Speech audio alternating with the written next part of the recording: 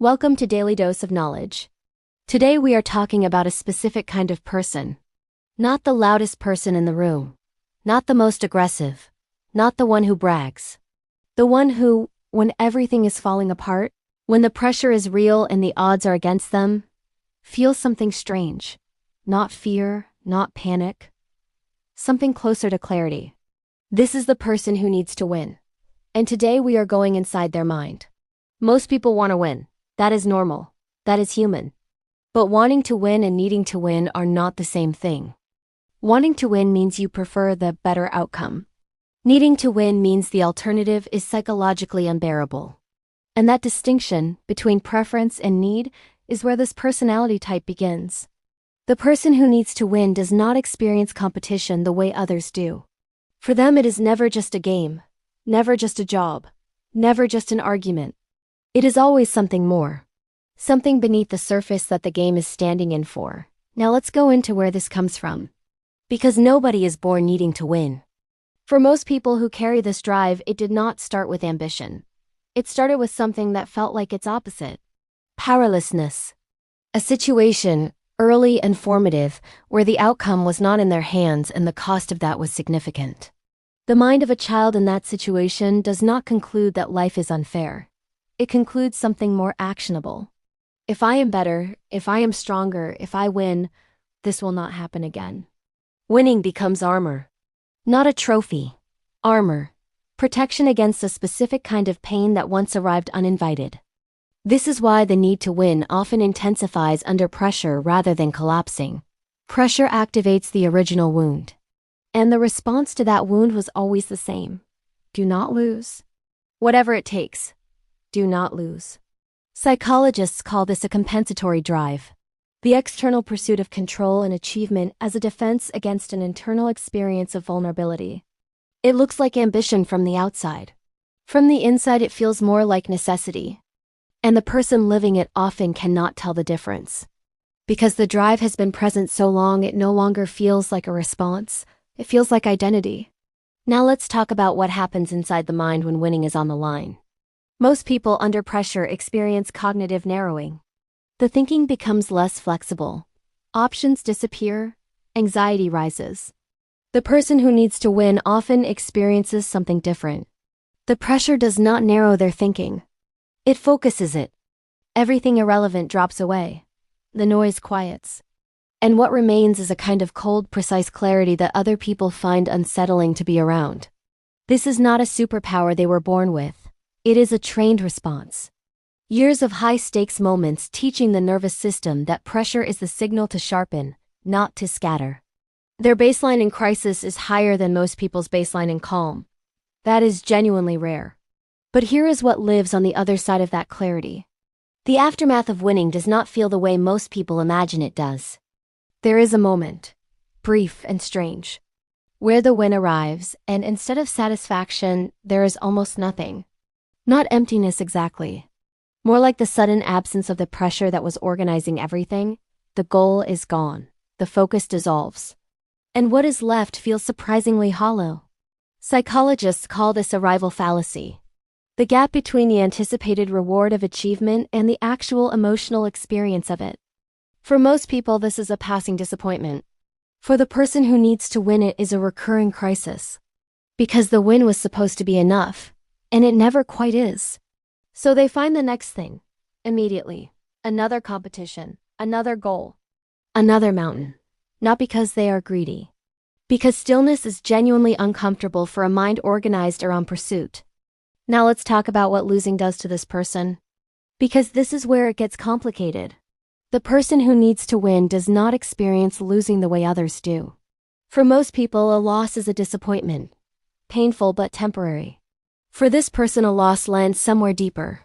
It does not just mean they did not win this time. It briefly means something about who they are. The armor failed. The protection did not hold. And underneath the loss is a flash, usually brief but always real, of that original powerlessness. The one the whole drive was built to prevent. This is why people who need to win can seem disproportionately affected by losses that look small from the outside. The loss is never just the loss. It is always carrying something older with it. The healthy version of this person learns to separate the loss from the identity, to take the lesson without taking the verdict. The unhealthy version cannot make that separation.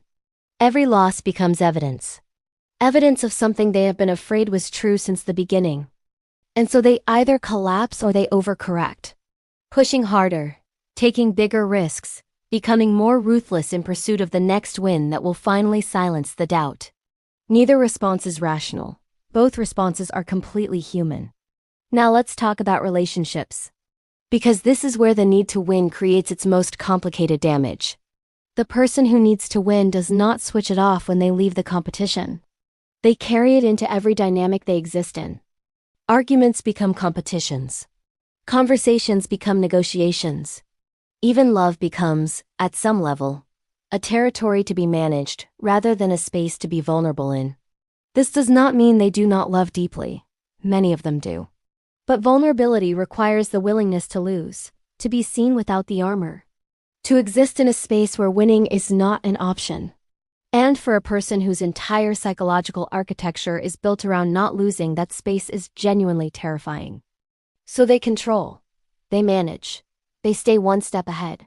Not because they do not trust the other person, because they do not trust what happens to them when they are not in control. The irony is that the very drive that makes them formidable in competition makes them difficult in intimacy. The armor that protected them becomes the wall that keeps everything real at a distance. And they feel it, more than they show. The gap between their public competence and their private hunger for something the winning never actually delivers. Now let's go into what this person is actually chasing. Because it is never really the win. Strip away the trophies, the titles, the outcomes, and what you find underneath is something much simpler and much more human. They want to feel safe. They want to feel like enough. They want the proof, concrete, undeniable, external proof, that they are not the powerless version of themselves that once existed and still lives somewhere in the architecture of who they became. The win is a vote. Every win is a vote against that older verdict. And no matter how many votes accumulate, the verdict never quite feels overturned. Because external wins cannot resolve an internal question. You cannot achieve your way to the feeling of being enough. It does not work that way. It has never worked that way.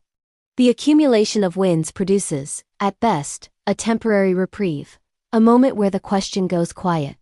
And then it returns. And the next pursuit begins. This is the loop at the center of this psychology. Not ambition, not discipline. A loop built on a question that winning was never actually designed to answer. Now let's talk about what breaks the loop, because it can be broken. The first thing that has to happen is the most difficult thing. The person who needs to win has to become willing to lose something without it meaning everything. Not to stop competing. Not to lower their standards. But to develop the capacity to hold a loss without it reaching all the way back to the original wound. This requires something the competitive drive actively resists. Sitting with the discomfort of not being in control without immediately moving to fix it. Psychologists call this distress tolerance. The ability to experience a negative state without being compelled to escape it immediately. For the person who needs to win, distress tolerance is not a soft skill. It is the most important work they can do. Because until they can tolerate losing, they will always be controlled by the fear of it. The second thing is separating performance from identity. Losing a competition is data. It is information about a specific performance on a specific day under specific conditions. It is not a verdict on who you are. It is not evidence of what you feared. It is just a result, one result, among thousands that are still coming. The person who can make that separation genuinely, not just intellectually, becomes something different. Still competitive, still driven, but no longer desperate. And desperation is the thing that costs them the most. In relationships, in decisions, in the moments where the need to win overrides the wisdom of when not to. The third thing is the hardest to hear. The safety they are chasing through winning already exists. It just does not come from outside. No trophy will ever make them feel permanently safe. No achievement will ever permanently silence the question. Because the question is not about their performance. It is about their worth. And worth is not something you win. The person who finally understands this does not become less competitive. they become more dangerous. Because they are no longer competing to survive. They are competing because they genuinely love the game. And a person who competes from that place, from genuine desire rather than desperate need, is harder to rattle, harder to manipulate, and ultimately harder to beat. Because they are playing an entirely different game from everyone else in the room, even when the board looks the same. Now let's bring this all the way home. The person who needs to win is not broken. They built something remarkable out of something painful. They took a wound and turned it into a weapon. They took powerlessness and built a machine designed to never feel it again. That is not nothing. That is an extraordinary act of psychological survival. But survival is not the same as living. And a machine built for survival will keep running the same program long after the original threat has passed. The work is not dismantling the drive. The work is understanding it clearly enough to choose when it serves you and when it is running you. Because there is a version of this person who competes at the highest level and comes home and is genuinely present, who wins and actually feels it, who loses and does not collapse, who knows their worth without needing the scoreboard to confirm it every single day. That version is not weaker than the one built on desperation. They are significantly stronger. Because their foundation is not fear. It is something that cannot be taken away by a single result. If this video felt personal, if you recognized yourself somewhere in it, sit with that. Because recognition is the beginning of every real change. Subscribe to Daily Dose of Knowledge for daily videos on psychology, human behavior, history, self-help, and the forces that shape how we think and live. Drop a comment below. Do you need to win? Tell me where you think it comes from. I want to know. And watch the next video. Because what is coming next will go even deeper into the psychological forces that quietly run human behavior from the inside.